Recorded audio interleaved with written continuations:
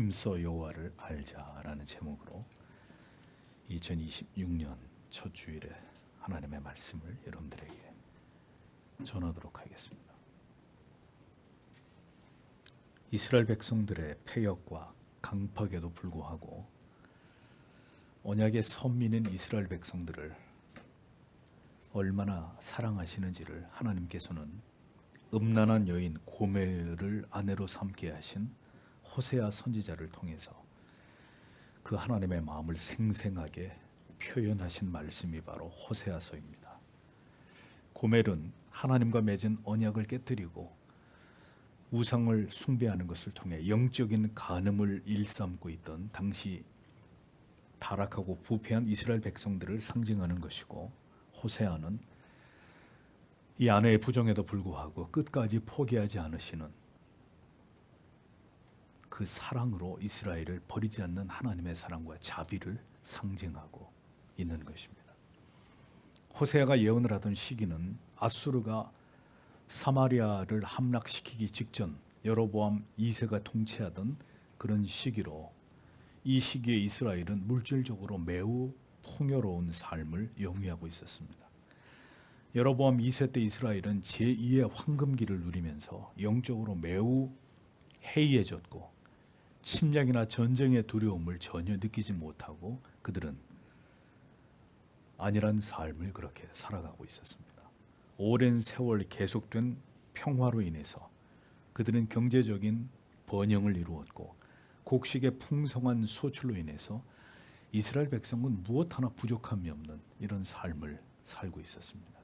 이런 시대 속에서 이스라엘 백성들의 사치는 극에 달했고 웅장한 건물들이 즐비하게 들어서면서 이렇게 부강한 자신들에 대한 어리석은 자부심으로 이스라엘은 가득한 이런 상태에 빠져 있었습니다. 바로 이런 때에 이스라엘은 영적으로 극도의 타락으로 빠져들었고 국가적 대재앙의 위기의 상황이 임박하고 있다는 사실을 전혀 모른 채로 그들은 그 어리석은 시간들을 보내고 있었던 것입니다.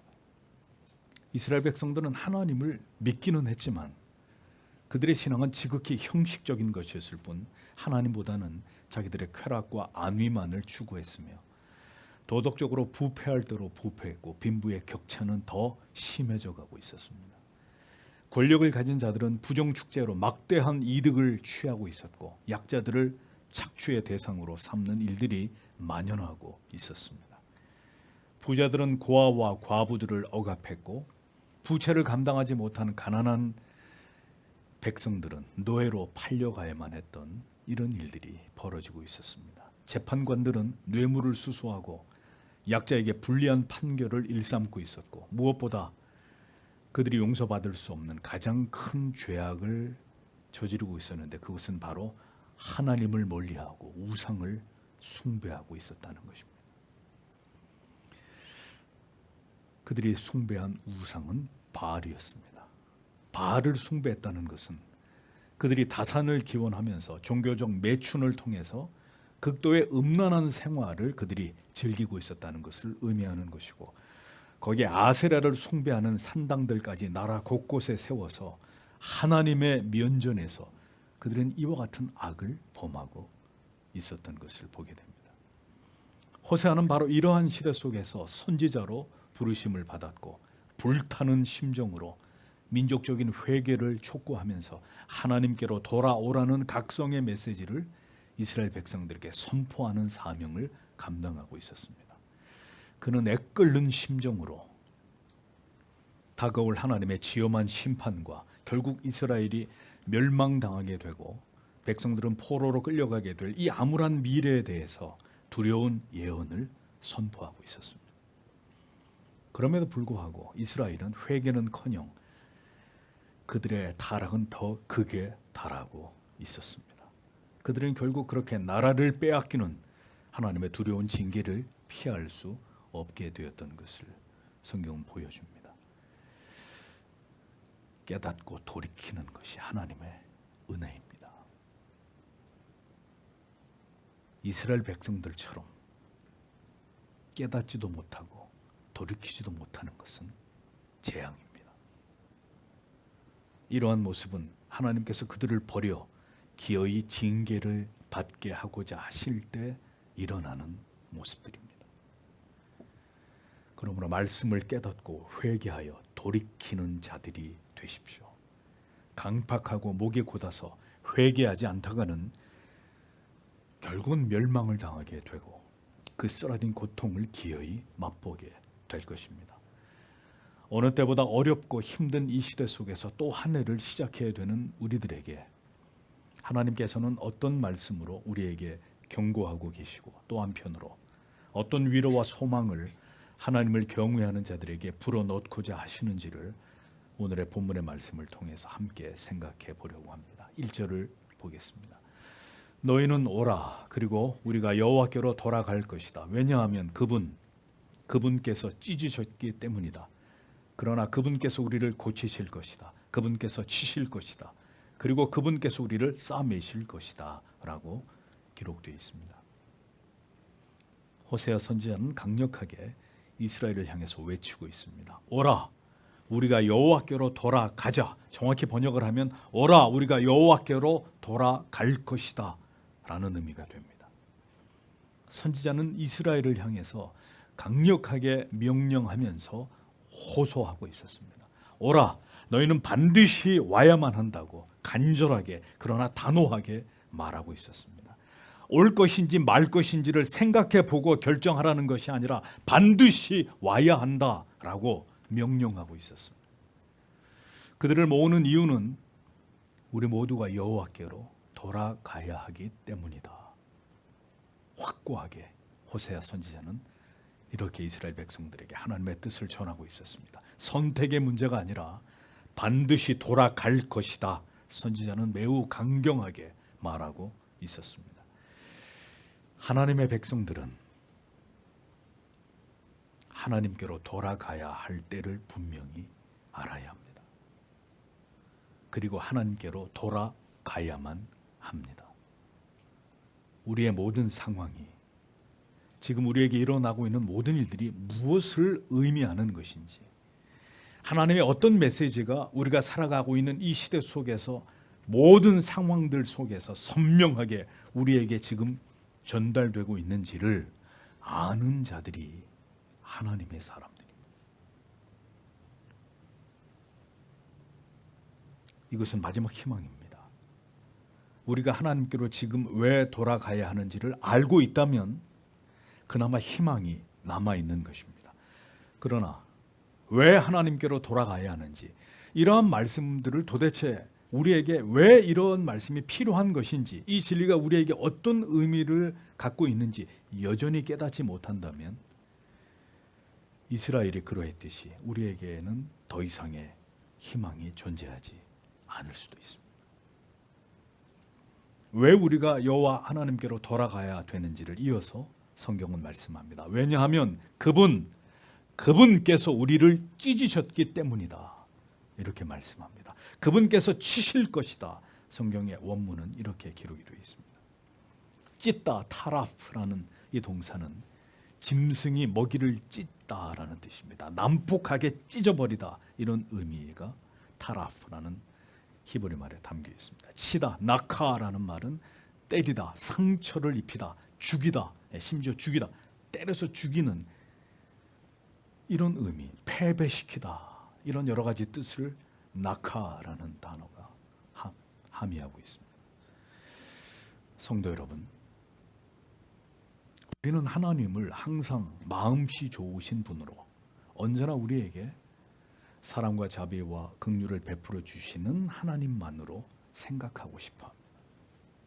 우리가 어떤 죄를 저지르든지 간에 항상 긍휼과 인애를 베풀어 주시는 인자하신 분으로만 그렇게 하나님을 믿고자 합니다. 그러나 불행하게도 하나님께서는 절대로 그런 분이 아니십니다.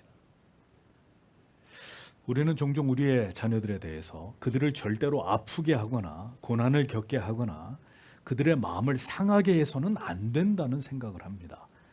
하나님은 그런데 그런 분이 아니십니다.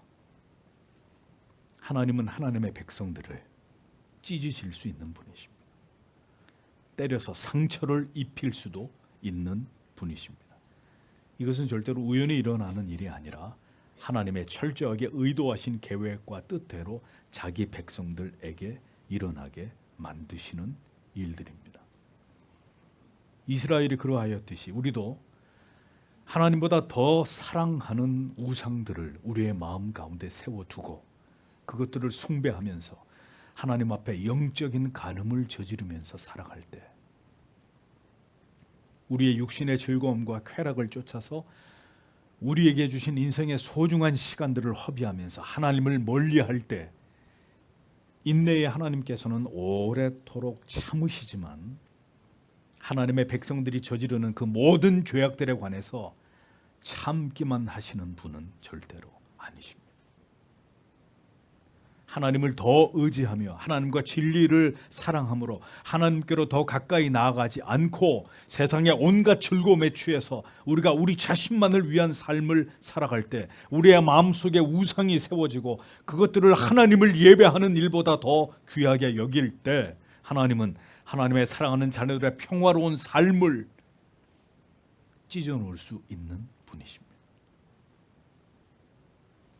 우리의 마음을 갈기갈기 찢어놓으실 수 있고 우리를 때려서 크게 상처를 입히실 수 있는 하나님은 그런 아버지십니다. 우리의 인생이 참으로 힘겹고 고통스럽게 만드실 수 있는 하나님이십니다. 어떤 일이 일어나게 해서든지 우리에게 괴로움과 고통과 슬픔을 깊은 탄식과 애통하는 마음을 갖도록 만드실 수 있는 하나님이십니다. 하나님은 우리의 믿음의 방향과 그 내용이 하나님께서 원하시는 성경이 말씀하는 바와 다를 때 우리의 그릇된 생각과 마음을 우리의 모든 계획을 철저하게 파괴시킬 수 있는 분이십니다. 우리의 신앙의 목적이 오직 하나님의 아들을 통한 화해를 굳게 지키고 진실한 회개와 그리고 하나님의 영광을 드러내며 있지 않을 때 우리 자신을 즐겁게 하고 자신을 높이고자 하는 교만함으로 우리의 내면이 가득 차 있을 때 하나님은 우리가 그토록 자랑하던 모든 것들을 찢어놓고 쳐서 깨뜨리실 수 있는 분이십니다. 그렇게 하시는 이유는 무엇일까요? 그토록 사랑하시는 하나님의 자녀들을 하나님이 그렇게 가혹하게 대하시는 까닭이 무엇일까요? 요엘서 2장 13절은 이렇게 말씀하고 있습니다. 너희는 옷을 찢지 말고 마음을 찢고 너희 하나님 여호와께로 돌아올지어다. 그는 은혜로우시며 자비로우시며 노하기를 더디하시며 인내가 크시사 뜻을 돌이켜 재앙을 내리지 아니하시나니라고 기록하고 있습니다. 너희 하나님 여호와께로 돌아올지어다. 우리가 자랑하던 모든 것들이 우리에게서 갈기갈기 찢겨져 나갈 때 우리는 비로소 우리의 마음을 찢고 하나님께로 돌아가게 될 것이기 때문입니다. 아무것도 우리의 계획대로 되지 않고 어떻게 해도 우리 자신을 지킬 수 없는 두려움과 공포가 우리에게 엄습할 때 마침내 우리가 정신을 차리고 깨어나서 하나님께로 돌아갈 수밖에 없다는 사실을 하나님이 아시기 때문에 오래 참고 인내하신 그 끝에 기어이 이 일을 하나님은 행하시는 것입니다. 돈을 사랑하던 자는 돈이 찢기워지는 것을 경험하게 될 것이고 자기의 아름다운 외모를 자랑하던 자는 자기의 몸이 질병으로 부서지는 것을 경험하게 될 것입니다. 자식을 자랑하던 자는 그 자식으로 인해 가슴이 찢기워지는 것을 경험할 것이고 자신의 명예와 인기를 중요하게 여기던 자는 사람들에게 사방에서 우겨 싸매을 당하면서 배신과 버림을 당하게 되고 그로 인해 마음에 깊이 고통과 상처를 입게 되는 일들을 경험하게 될 것입니다. 남편과 아내, 자기의 배우자가 전부였던 자는 그들이 자신들을 배반함으로 인해서 자기의 영혼까지 갈기갈기 찢겨지는 고통을 체험하게 될 것입니다. 이 모든 일들을 하나님께서 행하시는 것입니다. 이유는 우리가 하나님께로 돌아가야만 하기 때문입니다. 우리는 우리의 힘으로 돌이키고 회개하지 못하는 어리석은 존재이기에 결국 하나님께서 우리를 돌이키게 하시기 위해 이 같은 고난의 바닥까지 내려가는 징계도 하나님은 마다하지 않는 분이심을 성경은 우리에게 가르쳐주고 있습니다. 교회가 다시 복음으로, 다시 참된 진리와 교리로 그 선명한 진리의 빛 앞으로 돌아가는 길은 결코 그리 간단하거나 쉽지 않을 것입니다. 이것은 우리의 노력과 힘만으로는 절대로 될 수 없는 일입니다. 그래서 먼저는 교회가 철저하게 찢겨지는 일들이 일어나야 합니다.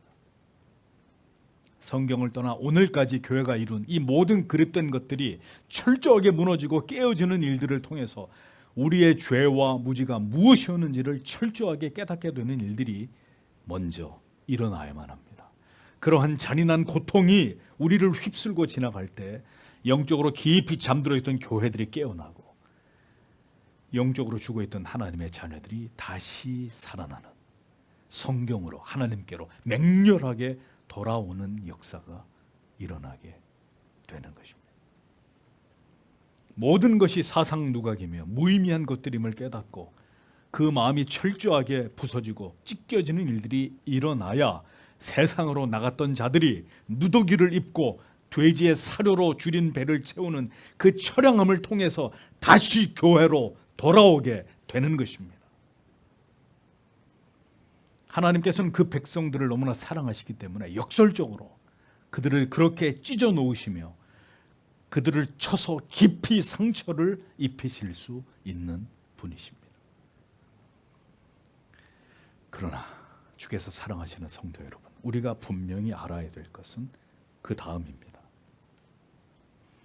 하나님은 그 사랑하시는 자들을 그렇게 찢고 때리기만 하시는 분이 절대로 아님을 성경은 분명히 우리들에게 말씀하고 있습니다. 그 처절한 하나님의 징계를 통해서 마침내 하나님께로 돌아오는 자들은 이제 다시 그들을 낫게 하시고 싸매어 주시는 자유로우신 아버지가 되신다는 사실을 성경은 큰 소리로 우리에게 말씀해 주고 있습니다. 도로 낫게 하실 것이요, 여기서 낫게라고 번역된 동사의 원형 라파, 이 라파의 말은 뜻은 고치다, 치료하다, 원상대로 회복시키다 라는 뜻을 가지고 있습니다. 싸매어 주실 것임이라, 싸매다라고 번역된 동사의 원형 하바쉬라는 말은 붕대를 감다, 상처를 싸매다, 상처가 악화되지 않게 보호하다라는 뜻을 가지고 있습니다.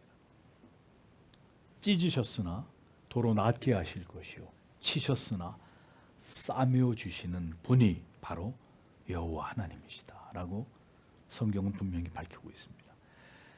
이것은 하나님께서 이 땅을 살아가는 하나님의 자녀들을 그분이 어떤 방식으로 이끌어 가시는지를 보여주는 매우 중요한 지표가 되는 말씀으로, 하나님의 징계와 치유는 절대로 분리되지 않고 하나로 묶여 있는 언약의 행위라는 것을 성경은 우리에게 보여주는 것입니다. 욥의 이야기는 하나님이 어떤 방식으로 우리를 더 온전하게 하시고 우리를 다듬어 가시는지를 보여주는 전형적인 예가 됩니다.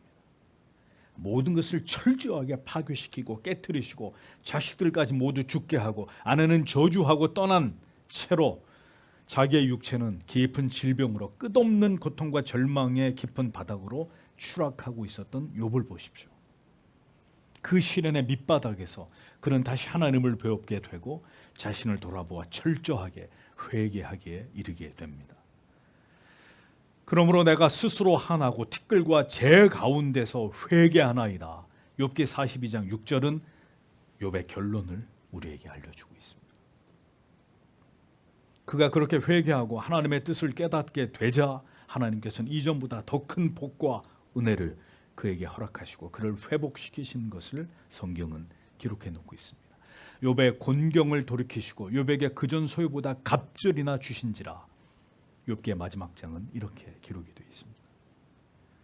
전도서 7장 14절은 형통한 날에는 기뻐하고 곤고한 날에는 생각하라. 하나님이 이 두 가지를 병행하게 하사 사람으로 그 장래일을 능히 헤아려 알지 못하게 하셨느니라 라고 말씀하고 있습니다. 인생 속에는 그러니까 반드시 형통한 날과 곤고한 날이 함께 모두 포함되어 있다라는 진리를 우리에게 가르치시고 있는 것입니다. 그러므로 오늘까지 형통한 삶을 살아온 나라와 민족과 교회와 성도는 이제 곤고한 날을 대비하셔야 합니다. 반대로 지금까지 곤고한 삶을 살아온 자들은 이제 모든 것을 회복시키시고 형통케 하시고 새 날들을 하나님께서 반드시 예비하고 계신다는 사실을 믿고 소망 가운데 그 날들을 바라보아야 합니다. 때리기만 하고 싸매어 주지 않는 것은 폭력입니다. 그것은 절대로 사랑이 아닙니다. 하나님의 사랑은 전혀 우리를 아프게 하지 않으시는 사랑이 절대로 아닙니다. 하나님의 사랑은 찢으시나 낫게 하시는 사랑이요, 치시지만 다시 싸매어서 온전케 만드시는 사랑입니다. 그러므로 참된 돌이킴과 회개의 기도는 이 고통과 아픔이 사라지게 해달라는 간구가 아니라 우리가 하나님께로 돌아가고자 하는 간절하고 결연한 기도가 그 제목과 내용이 되어야 한다는 것을 우리는 잊지 말아야 합니다. 참된 회개의 기도가 뭐냐? 주님 제발 이 아픔에서 저를 건져 주십시오. 이게 회개의 기도가 아니란 말이에요. 하나님께로 돌아가기를 원합니다. 다시 그 하나님 앞에서 제가 살아가기를 원합니다. 정치가 개혁되면 여러분 이 나라가 잘 살 수 있다고 믿으시는 겁니까? 악인이 사라지면 또 다른 더 악한 자들이 나타날 것입니다. 지금의 고난이 지나가면 더 감당기 힘든 고난이 또 찾아올 수 있습니다. 우리에게 필요한 기도는 이 모든 것들에서 우리를 건져 주시거나 이 모든 악이 사라지게 해 주십시오 라고 기도하는 것이 아닙니다. 우리가 하나님께로 돌아가겠습니다. 하나님은 이 기도를 우리에게 원하고 계시는 것입니다. 따라서 우리가 지금 하나님과 하나님께서 기뻐하시는 믿음과 얼마나 멀어져 있는지를 먼저는 선명하게 발견하고 깨닫는 일이 우리에게 무엇보다 중요한 일이라는 것을 알아야 합니다. 욥도 그러한 고난을 겪게 되기 전까지는 자기에게 무엇이 문제인지를 전혀 알지 못했습니다. 욥은 의인이요 당대의 완전한 자라고 성경이 욥을 그렇게 평가하고 있잖아요. 욥기 시작에 욥을 그렇게 얘기하고 있지 않습니까? 자기의 문제가 뭔지를 몰랐습니다. 그는 자타가 공인하는 경건하고 하나님을 경외하는 자였습니다. 그러나 그는 결국 그에게 닥친 엄청난 고난 속에서 결국 자기를 저주하고 하나님의 섭리를 의심하면서 하나님을 원망하는 자리에까지 나아가게 됩니다. 하나님은 조목조목 그가 무엇을 잘못했는지를 깨닫게 하심으로 그의 회개를 받아내시고 다시 그를 새롭게 하시는 은혜를 욥에게 베풀어 주시지 않습니까? 하나님은 그 아들을 십자가 위에서 죽게 하셨습니다. 왜냐하면 하나님의 뜻을 모두 아들을 통해 이루시고 그분을 다시 살리실 것이기 때문이었습니다. 아브라함은 이삭을 하나님께서 다시 살리실 것이라는 것을 믿고 그 아들을 하나님 앞에 바치려고 했던 것입니다. 우리는 우리의 죄의 문제가 무엇인지를 먼저 발견하게 해주시기를 하나님께 절박하게 기도해야 합니다.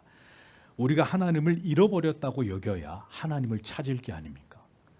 한 번도 나는 하나님을 잃어버린 적이 없고 내 신앙에는 뭐가 그렇게 크게 문제가 될 만한 게 없다고 생각하는 사람이 하나님께로 돌아갈 마음을 가질까요? 하나님을 버렸다는 것을 철저하게 깨달아야 하나님께로 돌아가겠다고 기도할 것이 아닙니까? 아버지의 재산을 상속받아 멀리 떠나간 둘째 아들만 탕자가 아닙니다.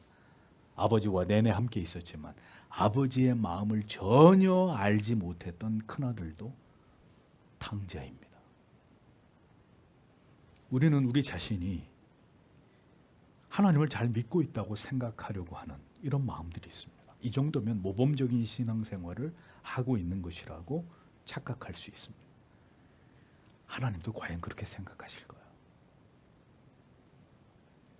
그러니까 우리가 하나님과 지금 얼마나 멀리 떨어져 있는지를 소스라치듯 놀라게 하나님께서 그것을 깨닫게 해 주셔야 바로 그 지점에서부터 진정한 회개와 돌이킴이 시작되는 것입니다. 그러니까 그 전까지는 아무리 이러한 회개를 촉구하는 말씀을 드려도 전혀 여러분의 마음 가운데 그런 말씀이 와닿지가 않아요. 내가 뭐가 문제인지 모르는데 어떻게 회개하십시오, 하나님께로 돌아가십시오, 이런 말씀들이 마음에 와닿겠습니까? 그러하기에 기어이 우리에게 고난과 시련이 필요한 것입니다.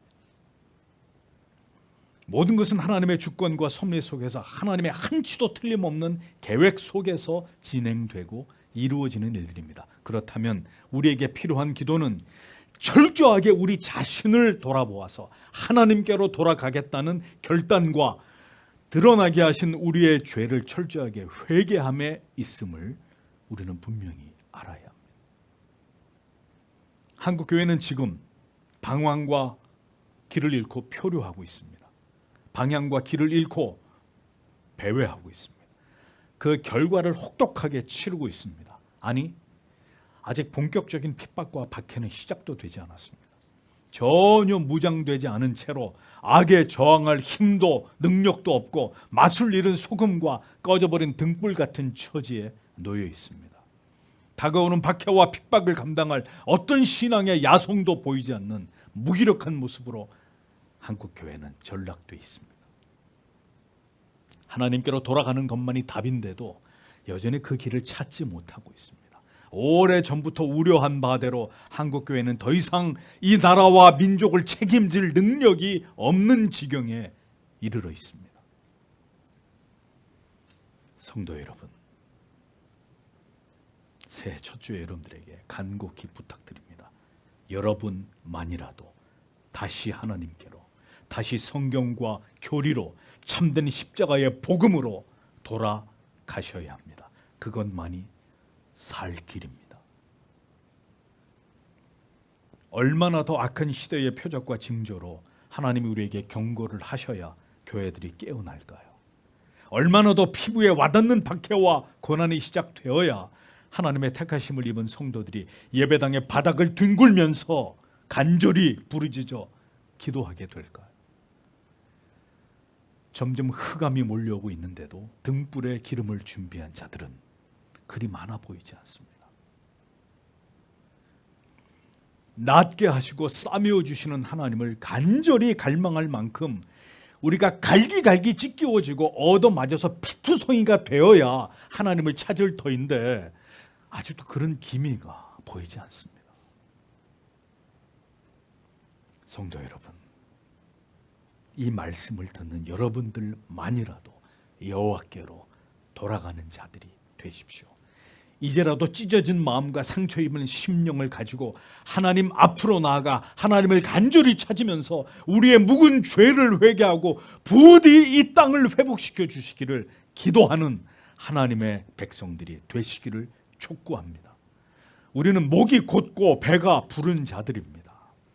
여전히 뜻을 세워 간절한 마음으로 하나님을 찾고 예배당에 나아가 기도하는 일보다 우리는 우리 자신을 더 사랑하고 우리가 아끼는 가치들에 여전히 집착하면서 살아가고 있습니다.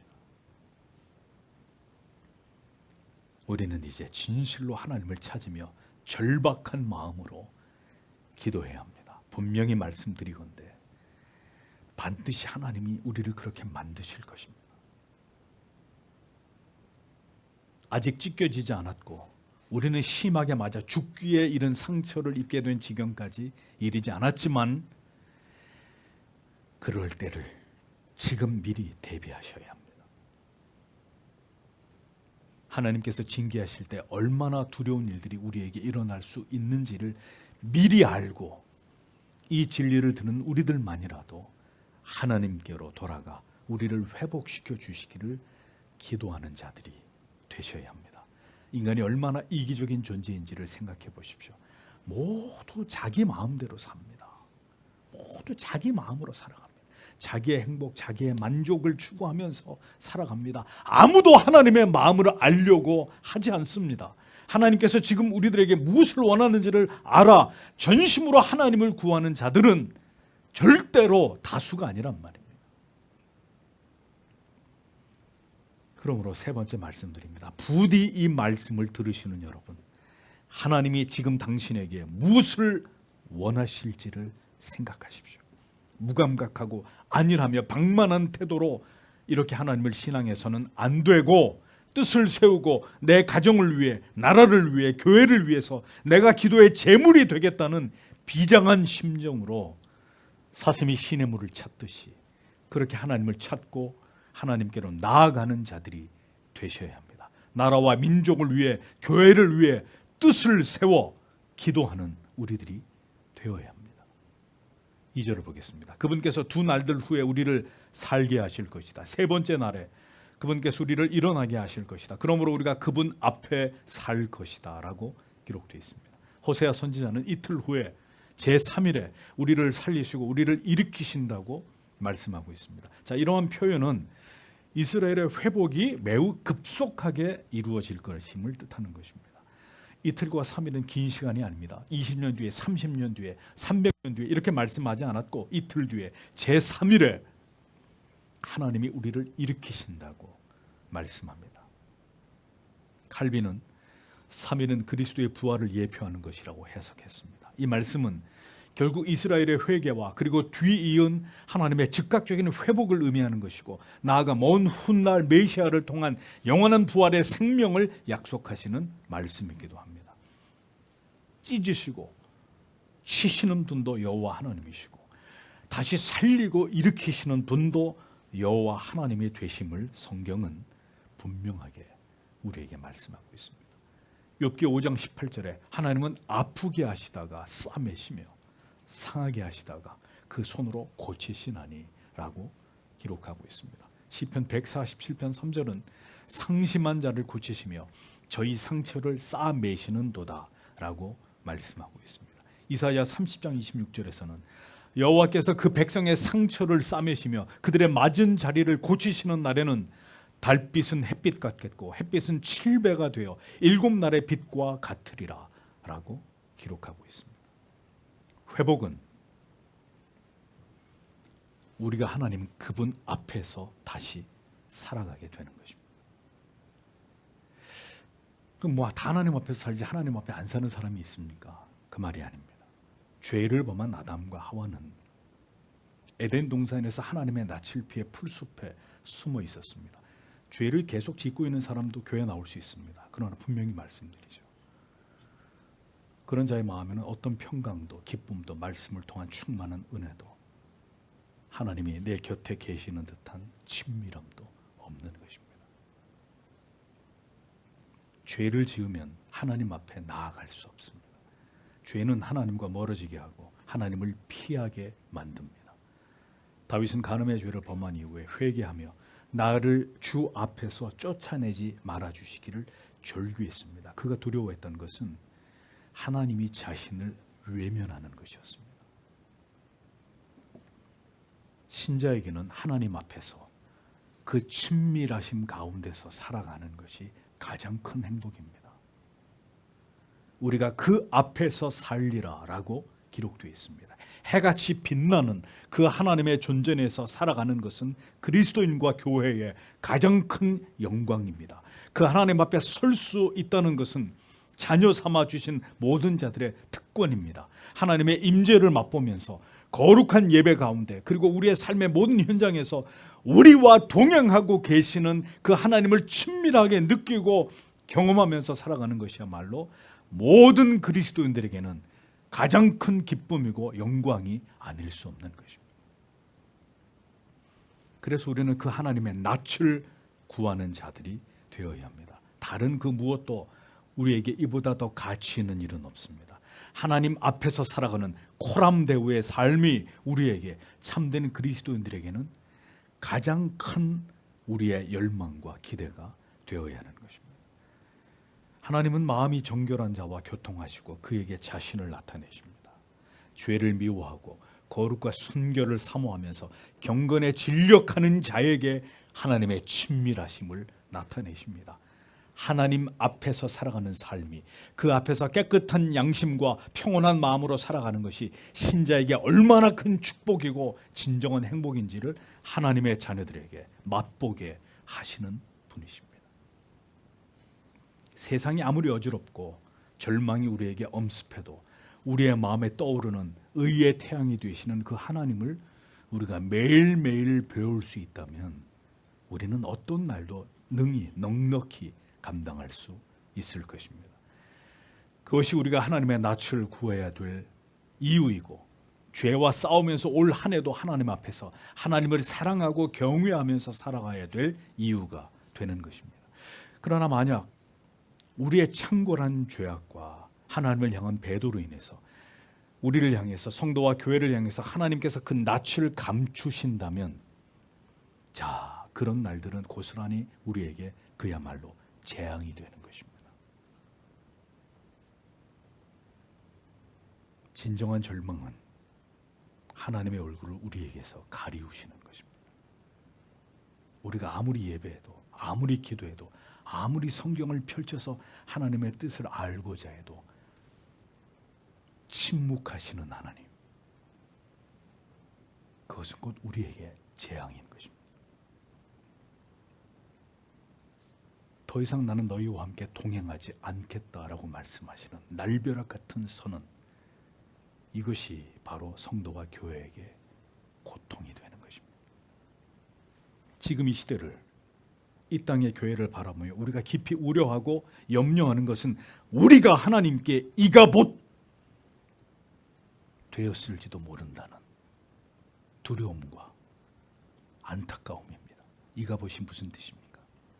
하나님의 영광이 떠났다라는 뜻입니다. 성도 여러분, 때가 이러함에도 기도하지 않으시고 여러분이 하나님을 찾지 않으신다면 우리와 우리의 자녀들에게 하나님의 무서운 심판이 임할 수도 있을 것입니다. 3절을 보겠습니다. 그러므로 우리가 알자, 우리가 여호와를 알기 위해 뒤따르자. 그분의 나오심은 새벽처럼 고정된 것이다. 그리고 그분께서 우리에게 비처럼 오실 것이다. 그분께서 늦은 비처럼 땅에 내리실 것이다 라고 기록하고 있습니다. 하나님 앞에서 살아가는 그 영광과 그 풍성함을 추구하는 자들은 반드시 그 마음에 결연히 품어야 될 뜻이 있습니다. 그것이 무엇이냐? 여호와 하나님을 알고자 하는 것입니다. 그냥 아는 게 아니에요. 힘써 여호와를 아는 것입니다. 호세아 4장 6절에서 하나님께서는 탄식하면서 이렇게 말씀하셨습니다. 내 백성이 지식이 없으므로 망하는도다. 내가 지식을 버렸으니 나도 너를 버려 내 제사장이 되지 못하게 할 것이요, 내가 내 하나님의 율법을 잊었으니 나도 내 자녀들을 잊어버리리라 라고 말씀하셨습니다. 이스라엘은 하나님을 올바로 아는 지식이 없었고 바로 이 같은 이유로 인해서 멸망을 당하게 된다고 성경이 말씀하셨습니다. 이것은 이스라엘 유대주의의 아주 고질적인 병으로 예수님 당시에 이 호세아 말씀이 기록된 이후에 몇백 년이 지난 예수님 당시의 유대인들 또한 동일했습니다. 그들은 하나님을 믿는다고 하면서도 하나님에 대해서 전혀 알지 못했던, 예언된 하나님의 아들이 이 땅에 오셨음에도 불구하고 그를 십자가에 매달아 죽인 그들은 지식이 없는 자들이었습니다. 어떤 시대이든지 하나님의 백성들과 교회가 하나님이 계시된 성경의 진리를 통해서 하나님을 올바로 알지 못하고 모두가 제 소견에 옳은 대로 그릇되이 믿고 행하게 될 때 교회와 신자들은 반드시 세속화되어서 부패와 타락을 불러오게 되고 그로 인해 환난과 재앙을 맞이하게 되었던 것을 성경은 우리에게 분명하게 증언하고 있습니다. 교회만 다니는 것이 믿음이 아니라 하나님을 기쁘시게 하는 말씀을 따라 하나님을 바르게 믿어야 되는 것이 하나님이 원하는 신앙이라고 여러분들에게 누차 말씀드렸습니다. 지금 한국 교회처럼 모든 역사적인 전통들을 다 폐기 처분해버리고 교회가 하나님의 말씀과 교리를 올바른 올바르게 가르치지 않은 그 결과로 인해서 자, 우리가 지금 보듯이 우리에게 닥친 이 모든 것들이 하나님의 심판이고 재앙들이라는 사실을 우리는 분명히 알아야 합니다. 정치, 경제, 교육, 문화 모든 면에서 총체적인 타락과 부패가 만연한 세상을 우리는 지금 이 시대 속에 마주하고 있습니다. 이 모든 것이 우리가 하나님과 하나님을 올바로 아는 지식을 버린 교회를 향한 하나님의 징계라는 것을 알아야 합니다. 여호와를 알자. 라다트 에트 예호와. 라다트라는 동사의 원형, 여러분들이 잘 아시는 야다입니다. 이 단어의 의미를 이제 여러분들은 잘 알고 계실 것입니다. 여러 번 말씀드린 바와 같이 경험적으로 하나님에 대한 모든 것을 속속들이 깊이 아는 것을 가리킵니다. 부부가 서로를 육체적으로 정서적으로 깊이 알고 사랑하고 서로를 신뢰함으로 그 누구도 누릴 수 없는 극도의 친밀함을 두 부부가 느끼듯이 하나님을 향한 진실한 사랑의 마음에서 비롯된 열심을 가리키는 말입니다. 성경은 우리가 잘 들으십시오, 성도 여러분. 성경은 우리가 하나님에 관해서 그저 적당히 아는 것을 허락하지 않습니다. 언제나 여러분이 여러분 자신과 세상에 속한 일들로 분주하여서 하나님을 아는 일에 진지함을 보이지 않는 것은 매우 부적절한 그릇된 신앙의 모습이고, 그런 형식적인 신앙이 반복되는 것을 하나님은 결코 원치 않으신다는 것을 분명히 아셔야 합니다. 그러한 맹목적이고 관념적인 신앙에서 세상과 하나님 사이에서 끊임없이 배회하고 방황하는 신앙과 삶에서 부디 돌이켜서 하나님이 중심이 되는, 가장 우선이 되는 신앙으로 하나님을 섬기셔야 합니다. 그것이 하나님을 신앙하는 올바른 신앙의 모습입니다. 힘써, 네르데파, 힘써라는 말, 추적하다, 뒤를 따르다라는 의미로 여호와를 알기 위해서 더 하나님을 경외하며 사랑하는 모든 일에 있어서 열심을 다해서 쫓아갈 것을 호세아 선지자는 촉구하고 있었던 것입니다. 열심히 뒤쫓아가다, 네르데파, 열심히 뒤쫓는다. 우리가 좋아하는 대상이나 혹은 주제 어떤 사물에 대해서 여러분 어떻게 하십니까? 집요하게 그것을 추종하고 알고자 하고 집착하지 않습니까? 젊은 사람들이, 연예인들이 좋아가지고 막 거기에 목을 매듯이 바로 그런 것입니다. 좋아하는 맛집을 찾아다니고 몇 시간씩 차를 타고 그 틈만 있으면 명소를 여행 다니면서 마음에 드는 물건을 손에 넣기 위해서 악착같이 돈을 모으고 쫓아가는 것입니다. 정신없이 쫓아가는 것입니다. 그런데 문제는 하나님을 향해서 그렇게 해야 되고 그런 열심을 보여야 된다고 성경은 우리에게 말씀하고 있는 것입니다. 우리가 그렇게 여호와 하나님을 알기를 사모하며 하나님을 찾을 때 하나님께서도 이에 응답하시는 분이심을 이어서 말씀하고 있습니다. 그의 나오심은 새벽빛같이 일정하니 비와 같이 땅을 적시는 늦은 비와 같이 우리에게 임하시리라 하리라 라고 기록되어 있습니다. 하나님은 하나님을 간절히 찾고 추종하는 하나님의 자녀들에게 너희가 아무리 그렇게 해봐라 내가 너희를 만나주나 이렇게 하시는 하나님이 아니십니다. 그들에게 반드시 자기 자신을 드러내시는 분이십니다. 어떻게?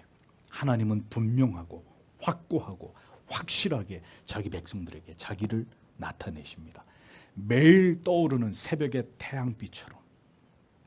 어느 날은 태양이 안 떠오르는 날이 있어요. 매일매일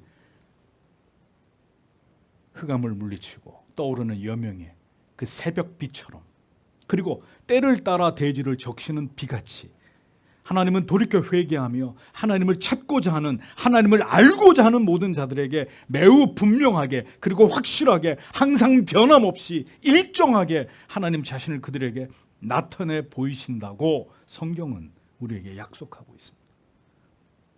올 한 해도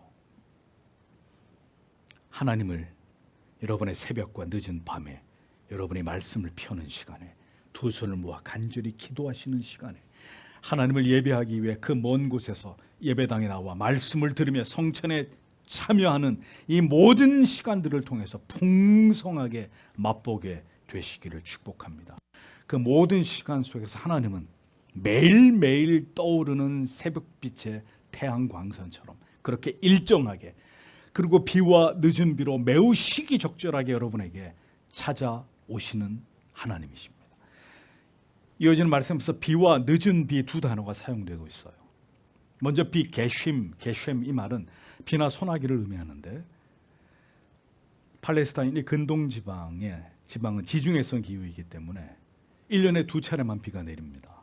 겨울비는 12월에서 2월 사이에 내리는 비로 땅을 부드럽게 하고 쟁기질과 그 다음에 밀보리, 귀리 등을 파종하는데 아주 이롭도록 땅을 부드럽게 하는 비입니다. 그 다음에 늦은 비, 여기서 말하는 봄비죠.